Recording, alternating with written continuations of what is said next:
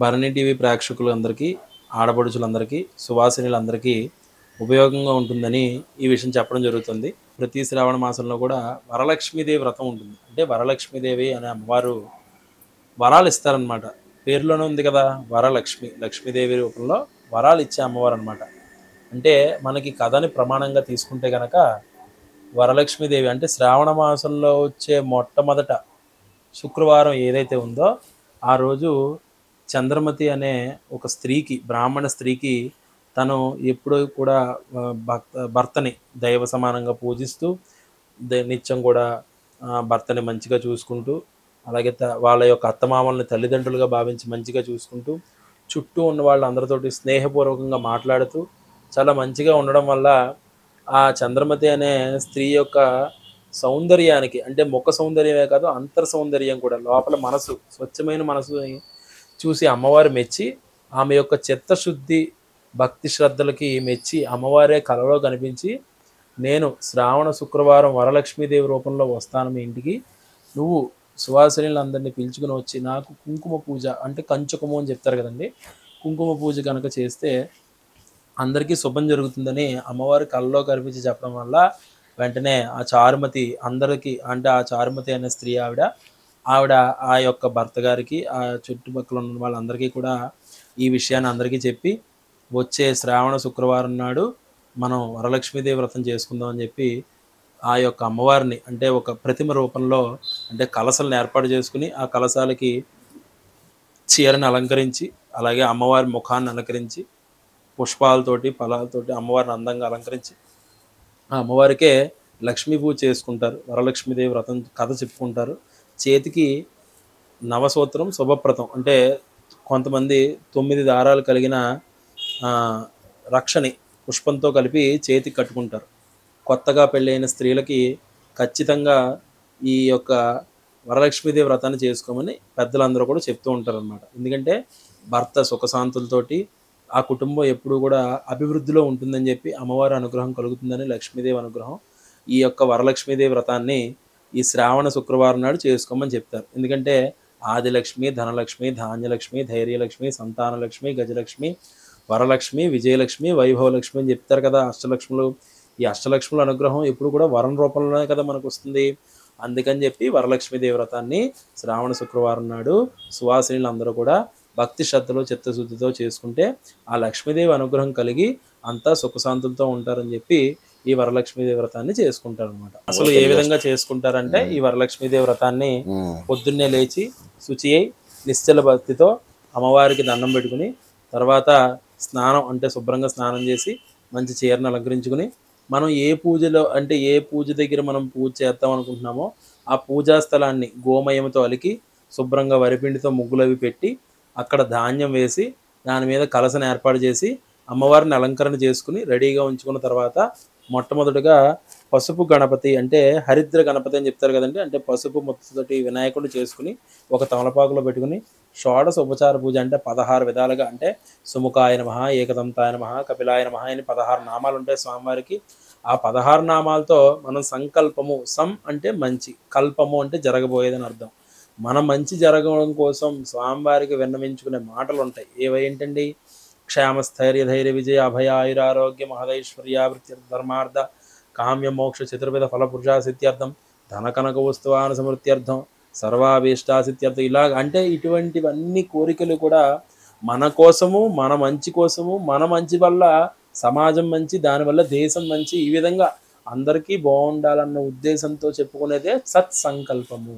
ఆ సంకల్పం చెప్పుకుని మొదటగా పసుపు వినాయకుడికి పూజ చేసుకుని, తరువాత అమ్మవారిని ఒక ప్రతిమ రూపంలో, అంటే కొంతమంది లక్ష్మీదేవి రూపు ఉంటుంది, బంగారం రూపు, ఆ బంగారం రూపుని అమ్మవారిని తమలపాకులో పెట్టుకుని క్షీరముతోటి శ్రీ సూక్త విధానంగా అభిషేకం నిర్వహించి, అభిషేకం చేసుకున్న తర్వాత శుభ్రంగా కడిగి గంధము కుంకుమ అలంకరించి ఆ అమ్మవారిని ఆ యొక్క కలశానికి ఎదురుకుండా బియ్యంలో పెట్టి ఆ అమ్మవారికి షోడశ ఉపచార పూజ అరుణాం కరుణాం తరంగితాక్షి ధృతపాశాంకుశ పుష్పబాణజాపాం అణిమాది విరావృతాం మయూఖైరహమిత్య విభావయే భవానీం అని చెప్పి అమ్మవారి ధ్యాన శ్లోకాలతోటి అమ్మవారిని అర్చించి, అమ్మవారికి షోడశ అంటే పాదయోహ పాద్యం హస్తయోహ అర్ఘ్యం ముఖే ఆచమనీయ, అమ్మవారికి ఈ విధంగా షోడశ ఉపచార పూజలు చేసి కుంకుమ పూజ అంటే శ్రీమాత్రే నమః అని చెప్పి కొంతమంది లలితా సహస్రనామంతో కూడా చేస్తారు. చాలా మంచిది. ఆ యొక్క అమ్మవారి మూల మంత్రాలతోటి మనం మనసులో శ్రీమాత్రే నమః అనుకుంటూ అమ్మవారిని అంటే శ్రీ అంటే లక్ష్మీదేవి అనమాట. మాత్రే నమః అంటే అందరికీ మాతు అంటే తల్లి రూపంలో ఉన్నటువంటి అమ్మవారు అని చెప్పడం అన్నమాట దాని అర్థం. ఆ విధంగా శ్రీమాత్రే నమః అనుకుంటూ అమ్మవారు కొంతమంది దేవి ఖడ్గమాల స్తోత్రం, కొంతమంది లలితా సహస్రం, కొంతమంది లక్ష్మీదేవి అష్టోత్తరం ఏదైనా సరే అమ్మవారికి కుంకుమ పూజ విధానంలో నిర్వహించి కుంకుమ పూజ ఎప్పుడు కూడా ఈ విధంగా చేయాలండి.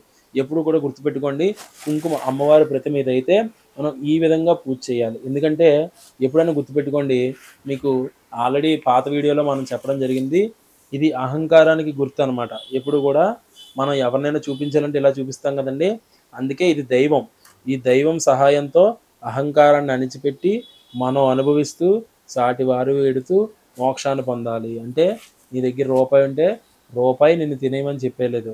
ముప్పావలా నిన్ను తినమని చెప్పారు. కనీసం ఒక పావలైనా దాన ధర్మాలు చేయమని చెప్పారు. అంటే ముప్పావలా నువ్వు తిను. నీకొచ్చిన రూపాయి సంపాదనలో పావలా దాన ధర్మాలు చెయ్యి. ఎందుకు? నువ్వు వెళ్ళిపోయిన తర్వాత నీ కీర్తి ప్రతిష్టలు ఇక్కడే ఉంటాయి. అంటే ఏ వ్యక్తి అయితే గనక దాన ధర్మాలు చేస్తాడో అతన్ని 10 మంది మెచ్చుకుంటారు కదా! ఆ విధంగా ఉండడం కోసం నీతో పాటు ఉన్న సమాజం కూడా ఎదగడం కోసం ఈ విధంగా మన పెద్దలు చెప్పారనమాట. ఆ విధంగా ఎప్పుడైతే మనం ఇలా ఆచమనం చేస్తామో ఈ ఆచమనం గుర్తులో మీరు అబ్జర్వ్ చేస్తే మొదటిది అహంకారం, చివరిది మనం వెళ్ళిపోయిన తర్వాత ఉండేది. అంటే ఈ రెండిటి అవసరము మనం వివాహంలో పాణిగ్రహణ సమయంలో ఈ వేలుని అంటే లిటిల్ ఫింగర్ అంటారు కదండీ! ఈ వేలుని కూడా ఇచ్చేస్తాం కదా ఆవిడకి. అందుకని అహంకారం పనికిరాదు. పూజ చేసే సమయంలో కామ, క్రోధ, లోభ, మోహ, మద, మాత్సర్యము. మాత్సర్యం అంటే ఏంటండి? నా పిల్లలు, నా భార్య, నా తల్లిదండ్రులు, నా వంశము, నా వాళ్ళకే కావాలి. ఈ డబ్బంతా నాకే కావాలి. ఈ ఆస్తులన్నీ నాకే కావాలి. ఈ కార్లు ఇటువంటి ఉద్దేశం ఉండకూడదనమాట. పూజ చేసే సమయంలో నీ భక్తి, చిత్త శుద్ధి ప్రధానంగా అంటే స్వచ్ఛమైన తెల్లని మనసుతో పూజ చేయాలి నువ్వు. అందుకనే ఆ ఉద్దేశంతోటే మురిగి ముద్ర అని చెప్తారండి దీన్ని. కొంతమంది భృంగి ముద్ర అని చెప్తారు. ఏ విధంగా చెప్పినప్పటికీ కూడా పూజ ఎప్పుడు ఈ విధంగానే చేయాలి. అంటే దైవం ఉండాలి నీ దగ్గర. నువ్వు తినాలి. 10 మందికి పెట్టాలి. ఇది దాని ఉద్దేశం. ఈ విధంగా అమ్మవారు ఉన్నప్పుడు నువ్వు ఈ విధంగా పూజ చేయాలి కుంకుమని. ఇలా చేయకూడదు. ఎందుకంటే నువ్వు ఎవరికైనా ఇస్తుంటే ఇలా ఇస్తావు.